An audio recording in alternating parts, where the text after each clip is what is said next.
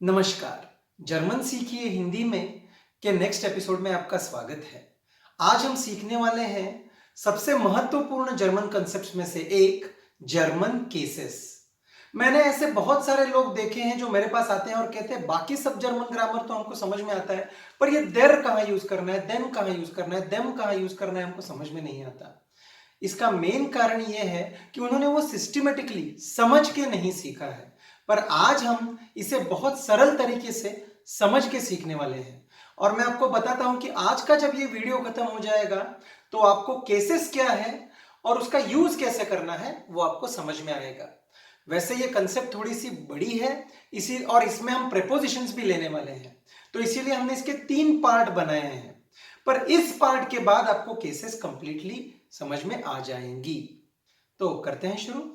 सबसे पहले ये केसेस केसेस है क्या जो सब लोग बोलते हैं? सिंपल है, हिंदी में जो विभक्तियां हैं वही जर्मन में केसेस हैं। हिंदी में हमने देखा है प्रथमा, द्वितीया, तृतीया, चतुर्थी, ऐसे 8 विभक्तियां हैं हमने की है। केदार ने, केदार को, केदार से, ये सब विभक्तियां हैं। ये क्या करती हैं? ये किसको होती है, नाम को या सर्वनाम को? और वो क्या दिखाती हैं कि वो तुम्हारा जो नाम है या नाउन है वो उस वाक्य में क्या काम करता है, उसका काम क्या है, क्या वो करता है, क्या वो कर्म है या वो इनडायरेक्ट ऑब्जेक्ट है, ये वो विभक्तियां बताती हैं। जर्मन में भी सेम ही है। जर्मन में तो सिर्फ 4 विभक्तियां हैं। कितनी? 4।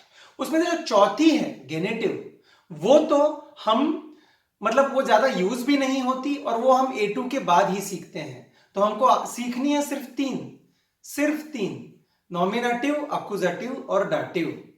सिंपल है ना, कुछ भी नहीं। तो पहले देखते हैं कि भाई ये नॉमिनेटिव, अक्यूजेटिव, डाटिव, नाम तो बहुत बड़े लग रहे हैं पर है क्या? एकदम सिंपल है। अगर तुम किसी सेंटेंस में तुम्हारा नाउन करता है, करता मतलब सब्जेक्ट है, तो तुम नॉमिनेटिव हो। ओके, मतलब केदार आम खाता है। कौन खाता है? केदार। तो केदार नॉमिनेटिव है। क्या खाता है? आम खाता है। तो आम क्या है? कर्म। तो वो अक्यूजेटिव है। करता है तो नॉमिनेटिव, कर्म है तो अक्यूजेटिव। और ऐसे कुछ कुछ वाक्य होते हैं जिसमें और एक कर्म होता है, इसको हिंदी में संप्रदान या फिर इंग्लिश में इनडायरेक्ट ऑब्जेक्ट बोलते हैं। केदार ने ओवी को आम दिया। कर्ता कौन है? केदार। कर्म कौन है? आम। ओवी क्या है? Indirect object. ये जो इनडायरेक्ट ऑब्जेक्ट है वो डाटिव है। एकदम सिंपल। तो वो जो बड़े बड़े वर्ड्स का डर निकल गया। अगर तुम कर्ता या सब्जेक्ट हो तो तुम नॉमिनेटिव हो, अगर तुम कर्म हो तो तुम अक्यूजेटिव हो, और अगर तुम इनडायरेक्ट ऑब्जेक्ट हो तो तुम डाटिव हो। एकदम सिंपल। ओके, अभी हम थोड़ा आगे जाते हैं। अभी एक हम बहुत अच्छी कंसेप्ट सीखते हैं जो मुझे मेरी फेवरेट है क्योंकि वो सेम है हमारी हिंदी से। तो वो क्या है कि इंग्लिश में अगर आप देखो तो जो सारी निर्जीव वस्तुएं हैं उनका जो जेंडर होता है वो न्यूट्रल हो जाता है।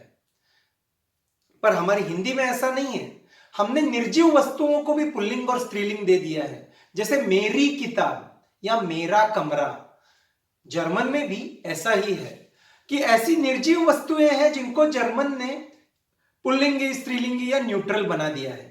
अब इसमें 2 चीजें ध्यान रखने जैसी हैं। सबसे पहला मेरा फेवरेट है ये अगेन, बस और ट्रक। बस और ट्रक दोनों हमने लिए इंग्लिश से। दोनों की साइज, उनका वेट ऑलमोस्ट सेम है, पर बस को हमने लड़की बना दिया, स्त्रीलिंगी बना दिया, और ट्रक को पुल्लिंगी बना दिया। बस आती है, ट्रक आता है। क्यों? हमने नहीं पूछा। पूछा हमने? नहीं। या फिर मेरी किताब क्यों, मेरा कमरा क्यों, कभी पूछा? नहीं। वैसे ही जर्मन में भी किसी निर्जीव वस्तु का जेंडर मेल है, फीमेल है या न्यूट्रम है, वो क्यों है ये पूछने में कोई मतलब there is no meaning to it. समझे? दूसरी चीज, मतलब मैं खुद मराठी भी जानता हूं, तो हिंदी में जो घड़ी है वो स्त्रीलिंगी है, पर वही घड़ी मराठी में घड़ियाल न्यूट्रल बन जाती है। न्यूट्रल बन जाती है। अभी देखो, मराठी हिंदी में इतने सारे साम्य हैं, दोनों संस्कृत से आती हैं, दोनों की लिपि सेम है, फिर भी जो चीज हिंदी में स्त्रीलिंगी है वो मराठी में जाके नपुंसकलिंगी बन गई। तो कोई चीज अगर हिंदी में अगर पुल्लिंगी है तो जर्मन में पुल्लिंगी हो ऐसे अपेक्षा करना ही गलत है। समझे आप? तो दो चीजें सिंपल याद रखनी है कि भाई जर्मन में भी हिंदी की तरह ही निर्जीव वस्तुओं को अलग जेंडर हो सकते हैं और हिंदी का जो जेंडर है वो जर्मन में हो ये जरूरी नहीं। समझ में आया सबको? मैं आपको एक इजी आइडिया देता हूं कि जो बहुत सारे लोग जिसमें जो गलती करते हैं कि क्या करो कि अभी आप ऐसे भी नए वर्ड सीखने वाले हो। जर्मन जब आप सीख रहे हो तो नए नए शब्द आप सीखने ही वाले हो, तो उसके साथ उसका जेंडर भी सीख लो। ऐसे अभी कुछ लोग आपको मिलेंगे या कहीं कुछ वेबसाइट पे आपको दिखेगा कि ई में एंड होता है तो वो स्त्रीलिंगी है, पर वो सारे शॉर्टकट्स है, उसमें कुछ मजा नहीं। अगर आप कोई चीज नई भाषा सीख रहे हो तो उसको रिस्पेक्ट देके ही सीखना चाहिए। तो हम क्या करेंगे, जब नया वर्ड सीखेंगे उसके जेंडर के साथ ही सीखेंगे। तो ये ठीक है, पहले हमको समझ में आया कि भाई नॉमिनेटिव अक्यूजेटिव डाटिव क्या है, कि भाई तुम्हारा जो नाउन है उसका क्या रोल है तुम्हारे वाक्य में, और तुम्हारा खुद जो शब्द है वो पुल्लिंगी स्त्रीलिंगी या न्यूट्रल हो सकता है। ये दो चीजें अगर क्लियर है तो अभी हम सीखेंगे एक्चुअली ये केसेस यूज कैसे करने हैं। बेसिकली भाई ये देर दी दास है क्या, ये अभी हम सीखेंगे। ओके, शुरू करते हैं। तो इंग्लिश में होता है द बॉल। द क्या है? डेफिनेट आर्टिकल है। डेफिनेट आर्टिकल मतलब क्या, मुझे पता है वो क्या है। The ball, the boy, the girl, हम सबको पता है, राइट? अभी इंग्लिश में चीज कोई भी हो वो द ही होता है। बॉय भी है तो द है, गर्ल भी है तो द है, और अगर बेबी भी है तो भी द है। जर्मन में ऐसे नहीं है। जर्मन में वो द के रूप बन जाते हैं, देर, दी, देस, दे, दास, देम, देन। वो कैसे बनते हैं तो वो दो चीजों पर डिपेंडेंट होता है। पहली चीज जो हमने सीखा कि उस नाउन का उस सेंटेंस में काम क्या है, नॉमिनेटिव अक्यूजेटिव डाटिव, और दूसरा वो खुद मेल है, फीमेल है या न्यूट्रम है। तो वो हम एक टेबल की मदद से सीखेंगे। ये टेबल आपको अभी ऊपर दिख रहा होगा, एकदम सिंपल है। मैं बोलता हूं ये आइडिया एकदम सिंपल है, 5वीं कक्षा की गणित जैसी है। सिर्फ आप देखो, एक टेबल है, 3x4 वाला टेबल है, उसको दो एक्सिस है। ये टेबल पहले हम समझ लेते हैं। पहले एक्सिस पे अगर आप देखोगे तो क्या है, पुल्लिंगी स्त्रीलिंगी न्यूट्रल या प्लूरल, मतलब मेल, फीमेल, न्यूट्रम या प्लूरल। अभी अच्छी बात है कि मेल हो, फीमेल हो या न्यूट्रल हो, उसका जो प्लूरल जो है ना वो हमेशा एक ही जैसा बिहेव करेगा। तो we don't need to have, हमको बाकी फिर 3 और चीजें देखने की जरूरत नहीं है। तो एक एक्सिस पे हो गया मेल, फीमेल, न्यूट्रल, प्लूरल। दूसरे एक्सिस पे क्या है? दूसरे एक्सिस पे है उसका काम क्या है, कर्ता नॉमिनेटिव, कर्म अक्यूजेटिव, और अगर इनडायरेक्ट ऑब्जेक्ट है तो डाटिव। ये 3x4 टेल समझ में आया? 3x4 table.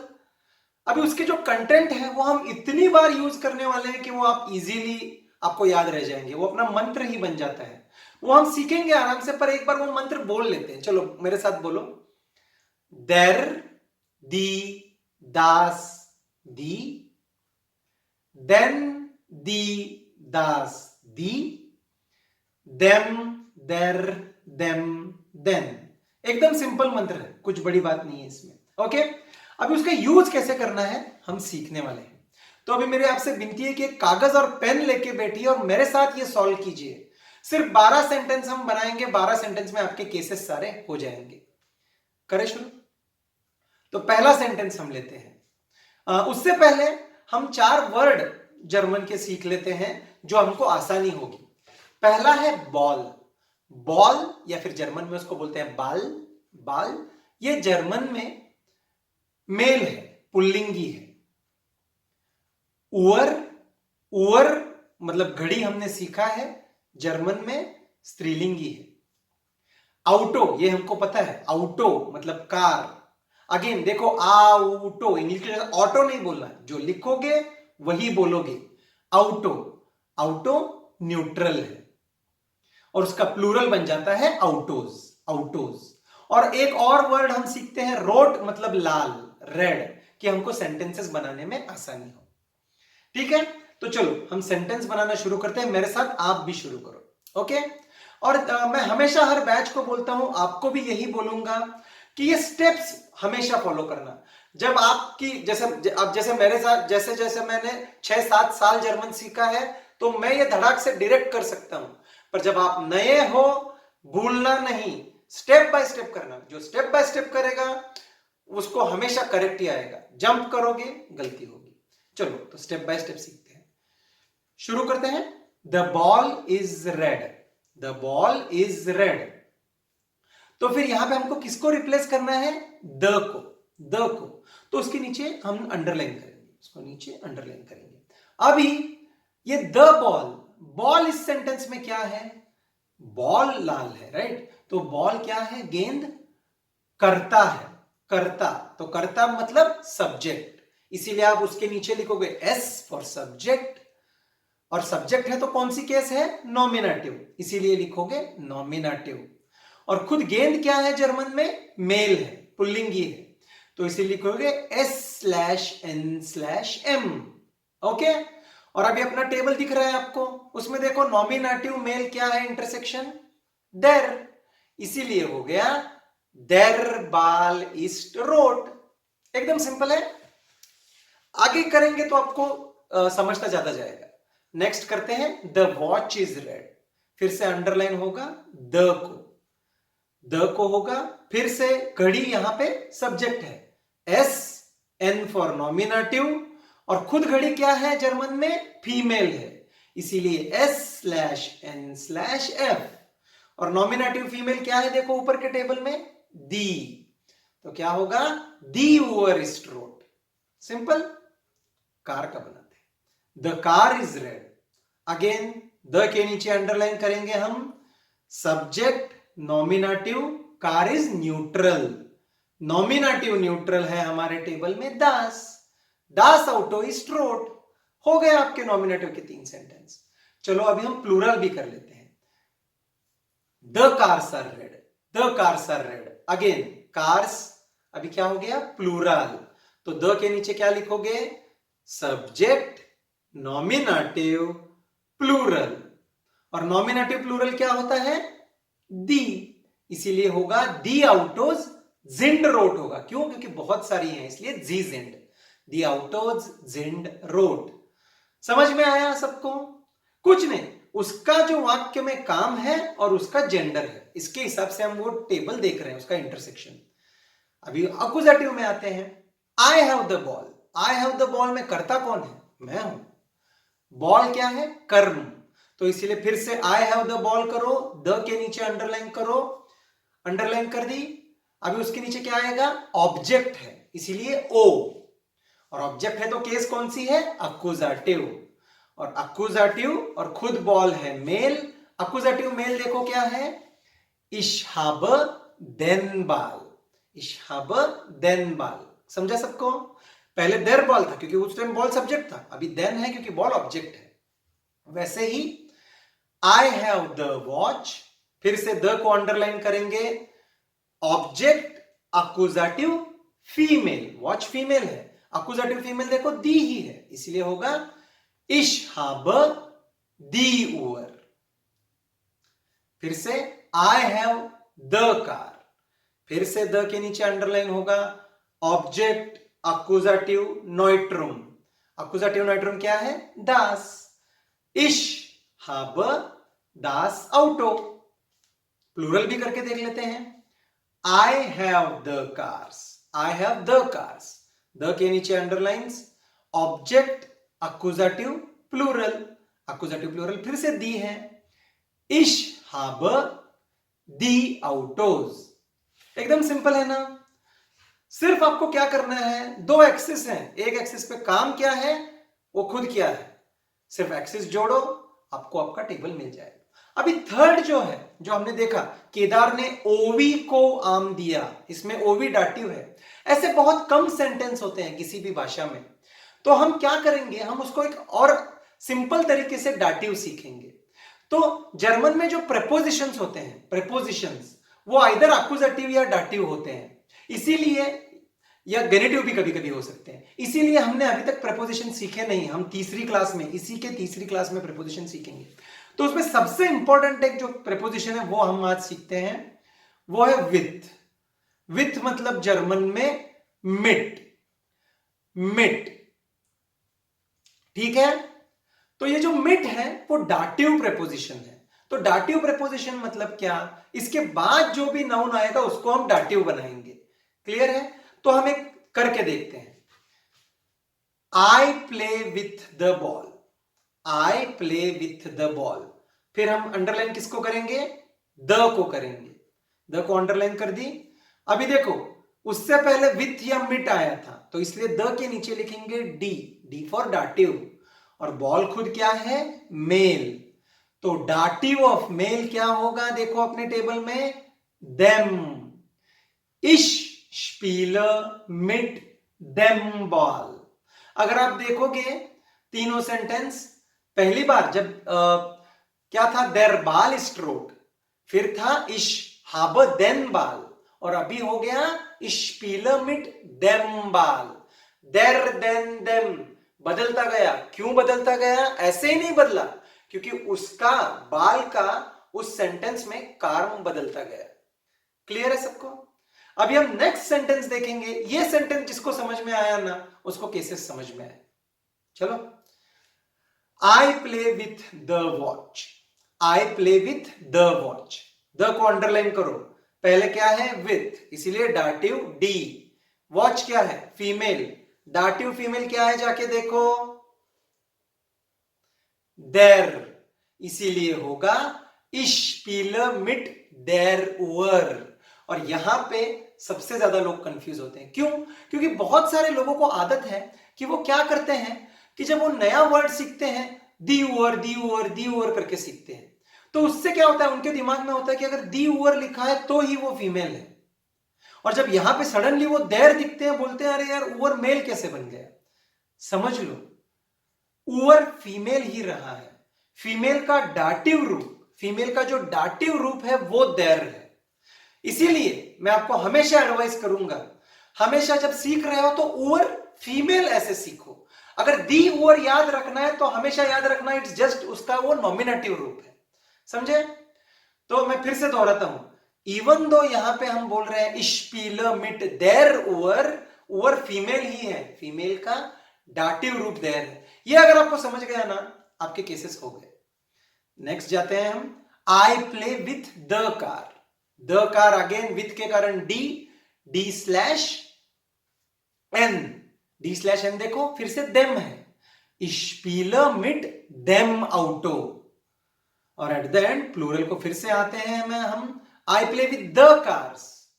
क्या करोगे आप, करेक्ट, द के नीचे अंडरलाइन, विथ है इसलिए dative, dative plural, dative plural है देन, स्पीलर मिट देन आउटोज। सिंपल है। अभी देखो स्क्रीन पे आपको शांति से ये सारी 12 के 12 सेंटेंसेस एक साथ दिखाई दे रहे होंगे। उसमें आपको हर जगह देर, देन, देम, दास, देन दिखता होगा, पर उसका रीजन है। हमने ये कैसे किया, दो चीजें ली, उसका काम क्या है, वो करता है, कर्म है या विथ के साथ है, और वो खुद मेल है, फीमेल है, नॉइट्रुम है, और हम स्टेप बाय स्टेप सॉल्व करते गए। स्टेप बाय स्टेप करोगे, कुछ भी हार्ड नहीं है। समझ में आया है सबको। अभी मैं बोलूंगा कि आज आप यही 12 सेंटेंस ठीक से समझ लो। नेक्स्ट क्लास में जब हम सीखेंगे, मैं आपको और थोड़े वर्ड्स दूंगा और उनका पुल्लिंगी स्त्रीलिंगी रूप दूंगा, तो आप कर पाओगे। पर आज मुझे आपको ज्यादा कंफ्यूज नहीं करना है। तो आप क्या करो कि अभी आज शुरुआत से, क्योंकि आज हमने बहुत अच्छी कंसेप्ट सीखी है, वो कंसेप्ट और ये 12 सेंटेंस समझ लो, आपको 80% केसेस समझ में आ गए। नेक्स्ट क्लास में हम जैसे द था वैसे अ सीखेंगे, और फिर मेरा, तुम्हारा, उसका, इसका करना सीखेंगे। ठीक है, तो वो जो वीडियो है वो मैं 2 दिन बाद डालूंगा। वो अगर वीडियो आपको देखना है और अगर आपको पता चलना चाहिए कि वो वीडियो कब आ रहा है, तो मेरी आपसे रिक्वेस्ट है कि आप प्लीज मेरे चैनल को सब्सक्राइब कीजिए और बेल आइकॉन को क्लिक कीजिए, जिससे कि जब मैं नया वीडियो डालूंगा तो आपको नोटिफिकेशन मिल जाएगी। तो जैसे मैंने कहा, मैं आपको फिर से रिक्वेस्ट करता हूं कि कागज पे आप ये सब लिख लीजिए, 12 सेंटेंस शांति से देख लीजिए। आज हमने बेसिक्स ऑफ केसेस हमारे हो गए हैं। नेक्स्ट क्लास में हम इसको आगे लेके जाएंगे। मिलते हैं नेक्स्ट क्लास में। धन्यवाद।